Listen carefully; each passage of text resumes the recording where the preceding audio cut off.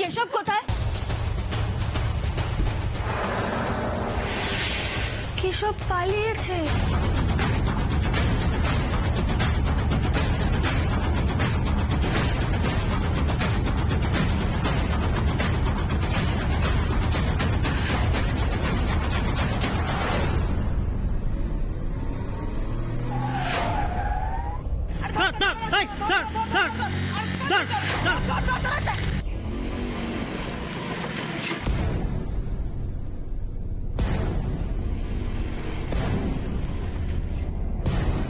ও হবে কোনো চোর টোর।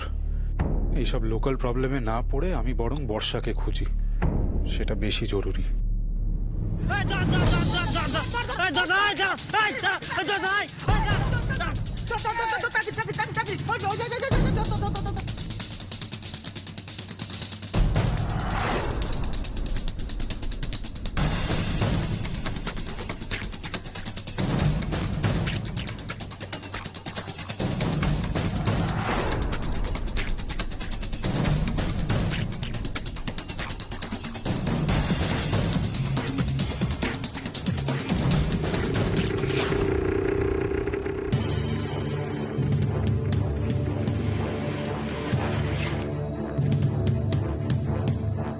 কে ছিল? কুনাল একটুর জন্য হাত থেকে ফসকে গেল। কেশবকে খুঁজতে এসে কুণালকে পাওয়া যাচ্ছে, তার মানে কি আমার অনুমানই সত্যি? দুজনেই এক মানুষ। বকুল, এবার তাহলে কি হবে?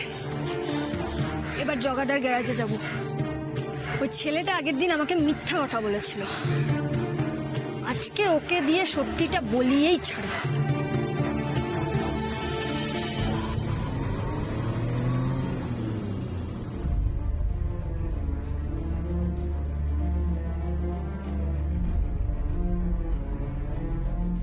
এই দোকানটাই তো ছিল বোধহয়। রাইট, এটাই ছিল।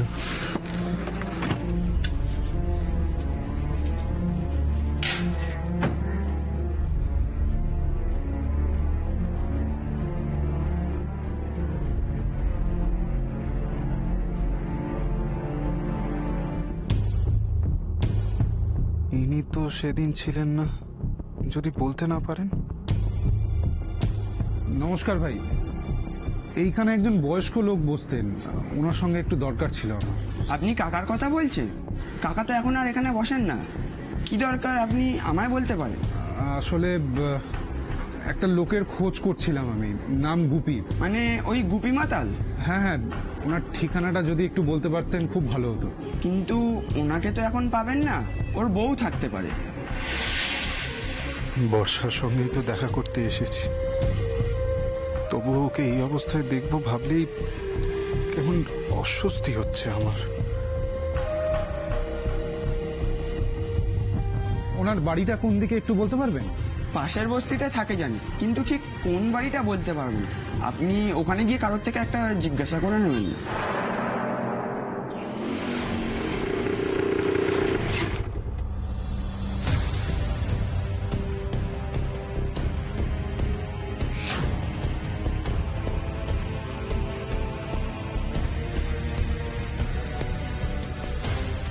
বলুন। তুই ভালোই ভালোই স্বীকার কর, সেদিন তোর থেকে কে বাইক ভাড়া নিয়েছিল বল? আপনাকে যা বলা তো সবই বললাম, কেন এক ব্যাপার নিয়ে বারবার আমাকে ডিস্টার্ব করছেন? হ্যাঁ, এই ডিস্টার্ব এখনো কিছু করিনি। হ্যাঁ, তুই ভালোই ভালোই স্বীকার কর সত্যিটা, না হলে কিন্তু তাহলে কিন্তু কি করবেন আপনি? আপনাকে দিদি বলে এত হেল্প করলাম, আর আপনি আমার ছেলে পেলে নিয়ে এসে আমাকে সাহায্য করবেন? আপনিও মনে রাখবেন, আমিও কিন্তু এইভাবে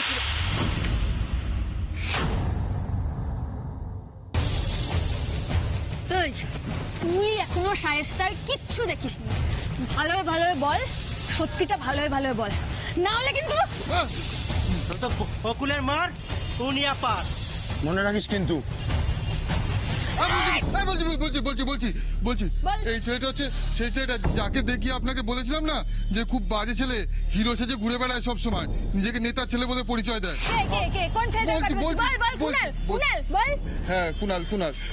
আপনাকে, আপনি যে বাইকের নাম্বারটা বললেন, ওই সেদিনকে ওই বাইকটা ভাড়া নিয়ে গিয়েছিল।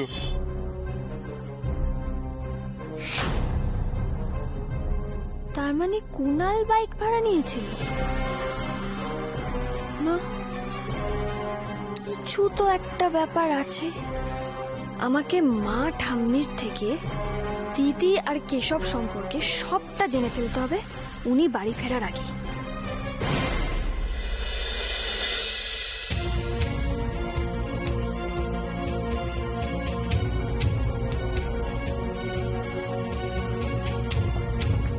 আচ্ছা, এখানে গুপির বাড়ি কোনটা?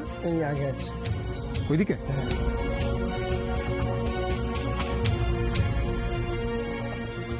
হ্যাঁ, বাবু এই গুপির বাড়ি কোনটা?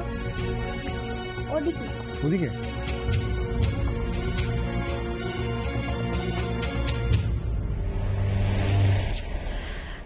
কি বলুন তো মা, হ্যাঁ মেয়েটা এসেই তো কেশবের পেছনে ছুটলো। এখন যদি জামাই আসে আমি কি জবাবটা দেবো? দাঁড়াও দাঁড়াও দাঁড়াও। আচ্ছা টুম্পা, তুমি একটু এগিয়ে দেখো না বকুল কোথায় গেল। হ্যাঁ দেখছি। আরে কি রে, কোথায় ছিলি তুই? এসেই বেরিয়ে গেলি, সবাই চিন্তা করছে কেমন বল দেখি।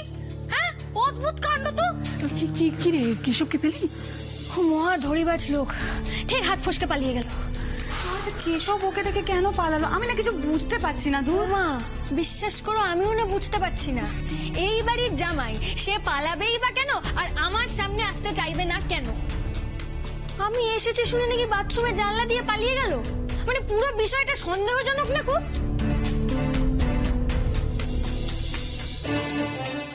আচ্ছা আচ্ছা আচ্ছা, দিদির বিয়ের সময় তো কিছু ফটো তো তোলা হয়েছিল। হ্যাঁ, আমাকে চট করে ফটোগুলো দেখাও তো একবার, চট করে দেখাও। ও বাবা, বর্ষার যেরকম নমনম করে বিয়ে হলো, ছবি তুলবে কে রে? বাহ। ও মাসিমা কি বলে বলুন দেখি। হ্যাঁ বর্ষার বিয়ের সময় নাকি আবার ছবি তোলা? হ্যাঁ আসলে সেই সময় এমন অবস্থা ছিল না, ছবি তোলার কথা তো কারোর মাথাতেই আসে তোমরা বিয়ে দেওয়ার সময় আমাকে একবারও জানালে না। ছেলেটার সম্পর্কে ঠিকঠাক খোঁজ খবর নিলে না। ছেলেটার ঠিকানা, ফোন নাম্বার কিছুই নেই আমাদের কাছে। কি করে এরকম একটা ভুল করলে বলো তো তোমরা? না না, আমি তো টুম্পাকে বলেছিলাম খবর নিতে। হ্যাঁ হ্যাঁ আমি তো খবর নিয়েছিলাম তো। ওই কি কেন মানপুর নাকি ওইখানে আইটিটি, ওই সে বড় বড় কাগজ দেখালো, তাতে কি সব লেখা, আবার ছবিও ছিল। হ্যাঁ এনা ধরো। হ্যাঁ কেশব বিশ্বাস নামটা তো আছে। কাগজটা কোথায়? দেখাও আমাকে।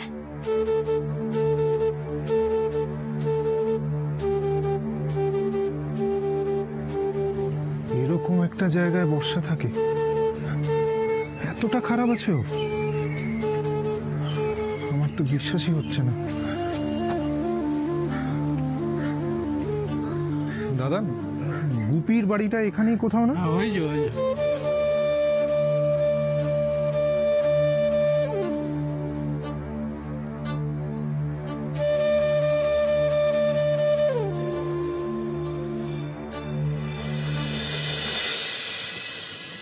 এই ছবি দেখে তো কিছুই বোঝা যাচ্ছে না। ধ্যার। তোমাদের মনে একবারও প্রশ্ন জাগছে না যে কেন কেশব পালিয়ে গেল, কেন আমার সামনে এলো না? হ্যাঁ, সন্দেহ হয়েছিল বলেই তো তোকে তাড়াতাড়ি আসতে বললাম। ওকে আটকানোর কত রকম চেষ্টা করলাম, কিন্তু এইভাবে যে ও পালিয়ে যেতে পারবে সেটা ভাবিনি। এসব কি বলছেন মা? মা আপনি কেশবকে সন্দেহ করেন? যা বলছি ঠিকই বলছি। আমাকে একটু পরিষ্কার করে বলবে ওই কেশব আজকে এই বাড়িতে কেন এসেছিল? আসলে আমার দেওয়া একটা হার বর্ষা হারিয়ে ফেলেছে, পুলিশ সেটা উদ্ধার করেছে। এবারে সেটা থানা থেকে আনার জন্য আমার পরিচয়পত্রের ফটোকপি আর আমার একটা অনুমতিপত্র লাগবে। কেশব সেটাই নিতে এসেছিল। কেশব এসেছিল গয়না উদ্ধার করার উদ্দেশ্যে? যেই গয়নাটা বাইকওয়ালার পকেট থেকে পড়ে গিয়েছিল সেটা তো কুনাল ছিল। দুজনকেই আবার আজ একই সময় এই পাড়ায় দেখা গেল না? কোনো না কোনো যোগসূত্র তো আছে। এই রহস্যের কিনারা আমাকে করতেই হবে।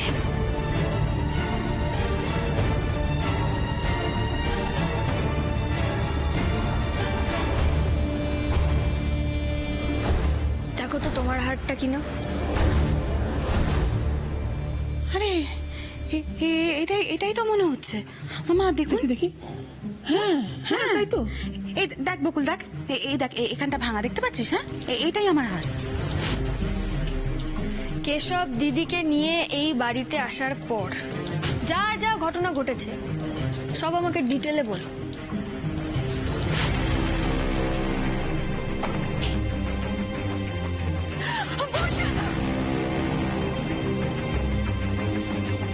বর্ষার সঙ্গে তোমার দেখা হলো কি করে? ট্রেনে যাচ্ছিলাম আমরা একসাথে দিল্লি।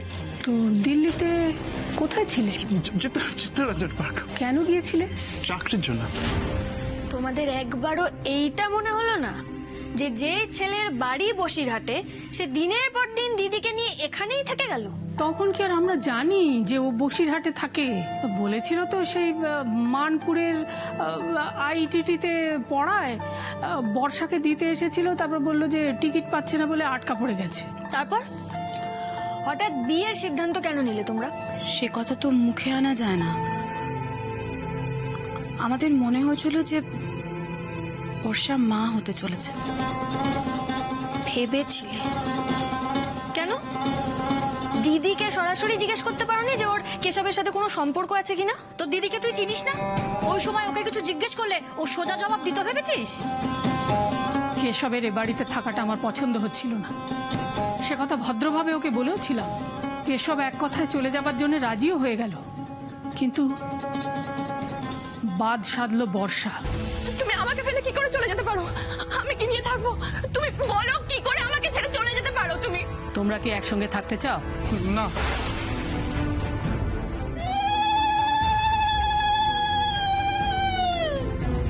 বাবা বারবার করে মাকে ফোন করে বলছে ছেলে কোথায়, কখন আসবে, বৌমাকে কেন দেরি করে নিয়ে আসছে। আচ্ছা টুম্পা মাসি, হ্যাঁ, তোমার কি কি কারণে কেশবের উপর সন্দেহ হতো বলো তো? ওই বেশি মুখ মিষ্টি লোক না কখনো ভালো হয় না। ওই কেশব হলো কি সেই রকম। বিয়ের সময় থেকে দেখছি ওর মধ্যে না কেমন কেমন যেন একটা হাব ভাব। তুই ভাব না, ওরকম ভাবে ওদের বিয়ে ঠিক করা হলো, সে তো মেনেও নিল। কেন মেনে নিল? কেশব নাকি অত বড় চাকরি করে অত বড় কোম্পানিতে, তার বাবা নাকি অত বড় নেতা। তা মনে জোর না থাকলে কেউ তো এরকম ভাবে বিয়ে মেনে নেবে না। তারপর বিয়ের পর সে গেল কিভাবে? হ্যাঁ, মাসিমা আমাকে ব্যাগ পত্তর গয়না গাটি কাপড় চোপড় সবকিছু দিয়ে পাঠালো, আমি যাতে তাদের গিয়ে দেখে শুনে একটু রেখে দিয়ে আসতে পারি। উমা, আমি সব জিনিসপত্র নিয়ে যেতে যেতে তারা গাড়ি নিয়ে চলে গেল।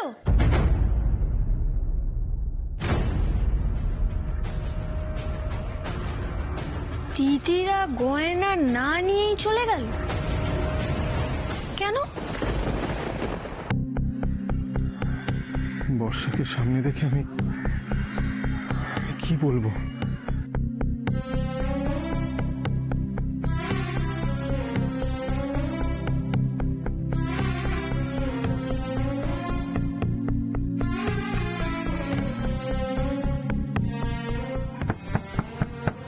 কে?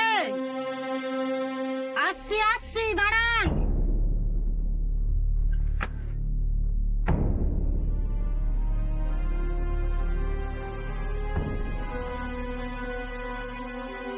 কাকে চাই? আমি আসলে ওই বর্ষাকে। আপনি কি? আমি গুপির বউ।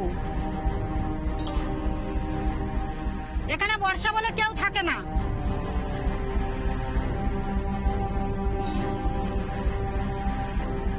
দিদি গয়না না নিয়েও শ্বশুরবাড়ি গেল কেন? বর্ষার রাগ হয়েছিল, ওর গা থেকে রায়বাড়ির সব গয়না খুলে নিয়েছিলাম বলে।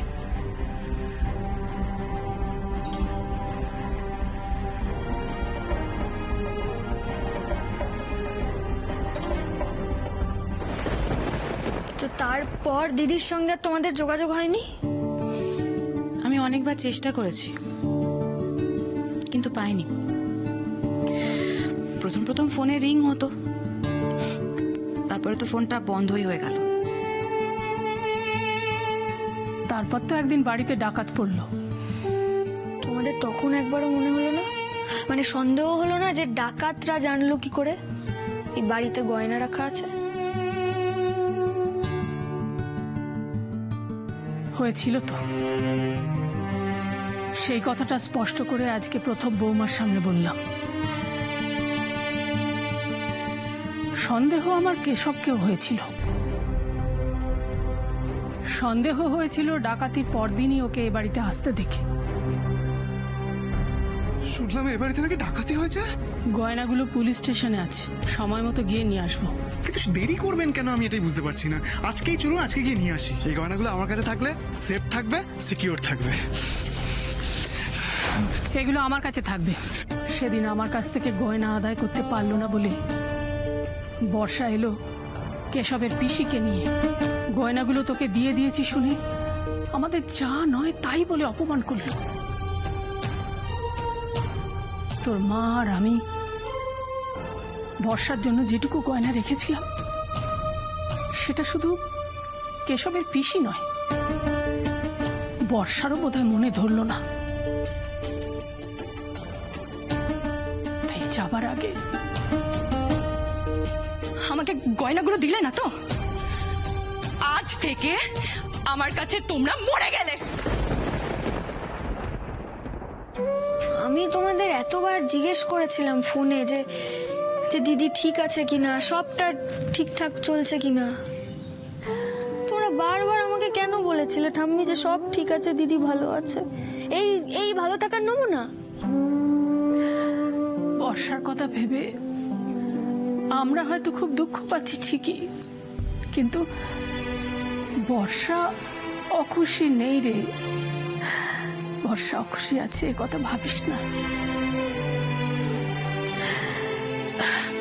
তারপরেও একদিন বর্ষা আবার এ বাড়িতে এসেছিল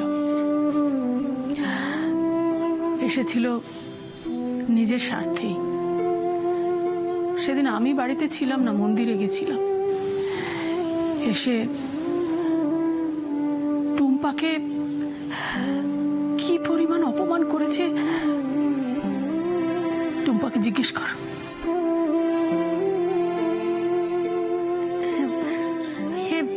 থাক না, ওসব কথা থাক না এখন। আমি যাই। হ্যাঁ, টুম্পা, এই টুম্পা,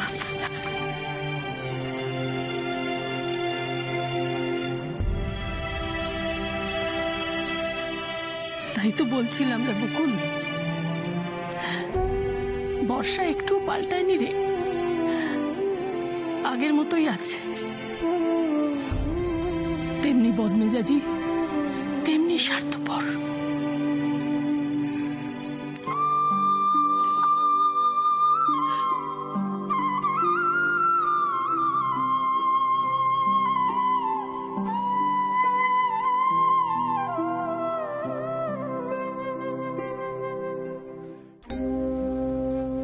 দিদির হয়ে আমি তোমার কাছে ক্ষমা চাইছি টুম্পা মাসি।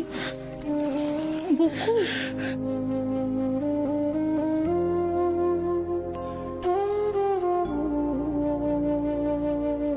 দেখো তোমাকে তো আমি সবসময় নিজের মাসি বলেই মেনে এসেছি। দিদি এই যে তোমার সাথে এত খারাপ ব্যবহার করলো, সেটা নিয়ে যদি তোমার মনে কোনো খারাপ লাগা থাকে, কোনো ক্ষোভ থাকে, তুমি আমাকে বলো। কিন্তু প্লিজ টুম্পা মাসি, তুমি আমাদের বাড়ি ছেড়ে আমাদের থেকে দূরে চলে যেও না প্লিজ। বকুল, তোকে ছেড়ে যাবার সাধ্য আমার নেই রে মা। আমার তো নিজের কোনো ছেলে মেয়ে নেই রে। তুই বিশ্বাস কর, তোদের দুই বোনকে আমি নিজের সন্তানের মতো দেখি রে মা।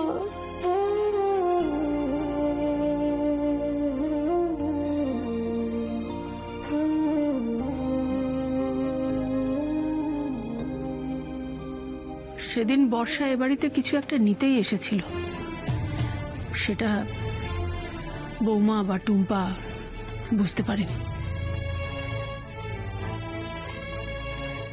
কিন্তু মা, বর্ষার তো কোনো দামি জিনিস এ বাড়িতে নেই। আর তাছাড়া ও তো বললো যে ওই ব্যাগটাই নিতে এসছে, ওটাই তো নিয়ে গেল। বৌমা, বর্ষা খুব চালাক মেয়ে, যতটুকু বললে ওর লাভ হবে ও ততটুকুই বলে। নইলে দেখো না, একটা সামান্য ব্যাগ নেবার জন্য ওর এত উৎসাহ, এটা একটু অস্বাভাবিক না?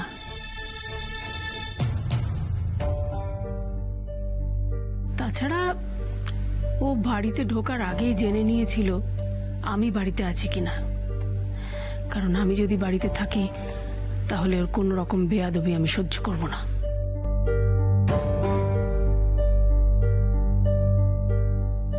আচ্ছা দিদি, তারপর আর কোনো খবর নেয়নি তোমাদের?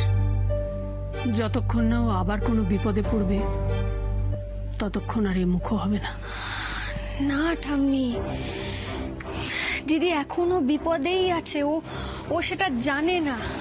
আর যেদিন ও এটা মানে জানতে পারবে তখন বুঝবে যে নিজের জীবনটাও কি করে নষ্ট করছে।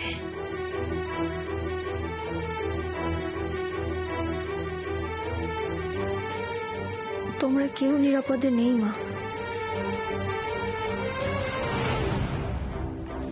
আমি যতদিন না দিদির কোনো ঠিকঠাক খোঁজ নিচ্ছি ততদিন আমার শান্তি নেই। ওই কেশব একদম সুবিধার নয়। ওর নিশ্চয়ই কোনো সমস্যা আছে, কোনো মতলব আছে। আমাকে দিদির খোঁজ নিতে হবে।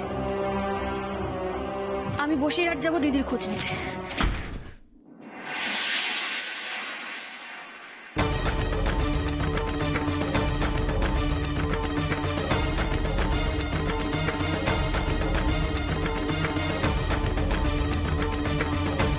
আপনি কিছু শুনতে পাননি তো দিদির কথা?